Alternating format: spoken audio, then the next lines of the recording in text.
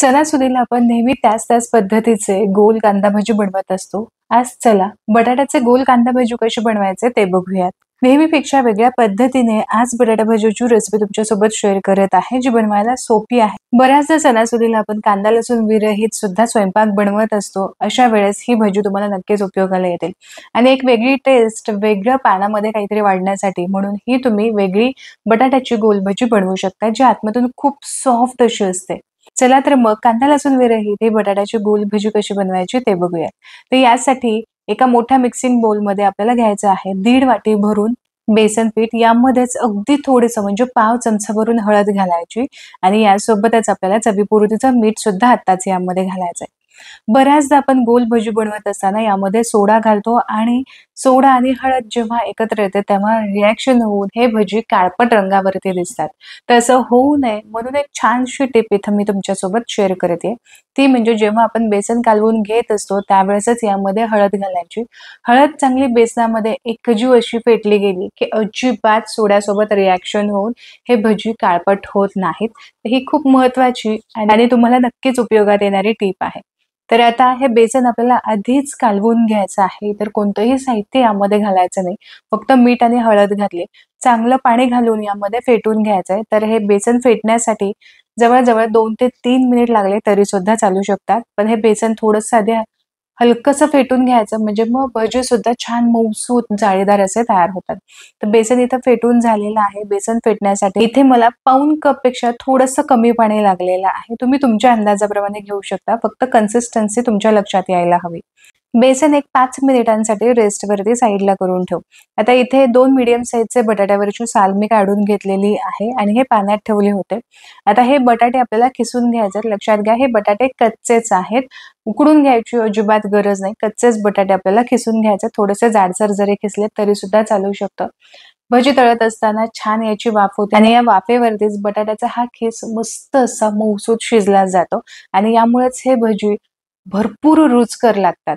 तर इथे दोन्ही बटाटे खिसून झालेले आहेत. तुम्ही इथे बघू शकता. पाण्यामध्ये घालायची गरज नाही. कारण बटाट्याचा हा खिस आपण लगेचच बेसनामध्ये घालणार आहोत. म्हणजे काळा सुद्धा पडणार नाही आणि एकजीव सुद्धा मिक्स होईल. जर तुम्ही बटाटा आधीच पाण्यामध्ये खिसून ठेवला असेल तर पाण्यामधून पिळून हा बटाटा घ्यायचा आहे. आता यामध्ये इतर साहित्य घालूयात. इथे मी पिकलेली हिरवी मिरची चांगली बारीक अशी चिरून घेतलेली आहे. तिखटाचं प्रमाण तुमच्या आवडीप्रमाणे ठेवू शकता. इथे 4 मध्यम आकाराच्या चांगल्या तिखट असणाऱ्या मिरच्या बारीक चिरून घेतल्या. यासोबतच अर्धा टीस्पून भरून जिरं इथं घेतलेलं आहे आणि 1 टीस्पून इथे ओवा घेतलेला आहे. अगदी पाव टीस्पून इथे हिंग घ्यायचं आणि भरपूर कोथिंबीर घ्यायची. कोथिंबीरीचा स्वाद खूप छान येतो. असेल चिली फ्लेक्स तर थोडंसं चिली फ्लेक्स तुम्ही यामध्ये घालू शकता. अन्यथा स्किप केलं तरी सुद्धा चालू शकतं. सगळं साहित्य चांगलं एकजीव मिक्स करून घ्यायचं आहे. आता एक लक्षात घ्या, ज्यावेळेस सुरुवातीला आपण यामध्ये पाणी घालतो बेसन कालवण्यासाठी त्यावेळेस खूप जास्त पाण्याचा सुद्धा वापर करायचा नाही. कारण बटाटे आहे, बटाट्यामध्ये भरपूर प्रमाणामध्ये मॉइश्चर असतं आणि थोड्या वेळानंतर बटाट्यामधलं मॉइश्चर जे आहे ते रिलीज व्हायला लागतं आणि हे मिश्रण आणखीन जास्त पातळ व्हायला लागतं. म्हणूनच सुरुवातीलाच बेसन कालवत असताना खूप जास्त पाण्याचा वापर न करता थोडंसं दाटसरच ठेवायचं. आता भजी चांगले फुलायला हवेत यासाठी अगदी छोटा चिमूट भरून आपण यामध्ये सोडा घालणार आहोत. सोडा तुम्हाला नसेल घालायचा तुम्ही स्किप करू शकता. फक्त सोड्यामुळे छान हे भजी फुलले जातात. सोबतच आतमध्ये पर्यंत छान जाळी पडते. घालायचं असेल घालू शकता, नसेल तर स्किप केलं तरी सुद्धा चालेल. कारण सुरुवातीला आपण छान असे हे भजी फेटून घेतलेच होते. आता खूप जास्त वेळ सोडा घातल्यानंतर फेटायचे नाही. जितकं जास्त तुम्ही फेटाल तितकं जास्त सोड्याचं रिएक्शन होतं आणि मग भजी जास्त तेल पिऊ शकतात. म्हणूनच थोडंसं सोडा घालायचा, थोडा वेळ मिक्स करून घ्यायचं आणि लगेचच भजी तळायला घ्यायचे. तर तेल मध्यम आचेवरती गरम करून घेतलं, थोडंसं मिश्रण घालून पाहिलं तर तळाला जाऊन पटकन हे वरती आलेलं आहे. याचाच अर्थ आपलं तेल इथे चांगलं तापलेलं आहे. आता भजी तेलामध्ये सोडून घेऊ. कढई जर पसरट असेल, तळाला पसरट असेल तर भरपूर भजी एकाच वेळेस तुम्ही सोडून घेऊ शकता. भजी सोडत असताना कढईमध्ये तेल इतपतच घ्यायचं आहे की अर्धवटच भजी यामध्ये बुडायला हवा. संपूर्ण भजी जर बुडाला तर तो चपटा होऊ शकतो. तर इथे तुम्ही बघितलत की अर्धवट भजी असं तेलाच्या वरतीच आहे. भजी तेलामध्ये थोडेसे सेट झाले की पलटी करून दुसऱ्या साईडने सुद्धा तळून घ्यायचे आहेत. तर बघा भज्यांना आकार अगदी परफेक्ट आलेला आहे. मस्त गोल असे भजी दिसतात.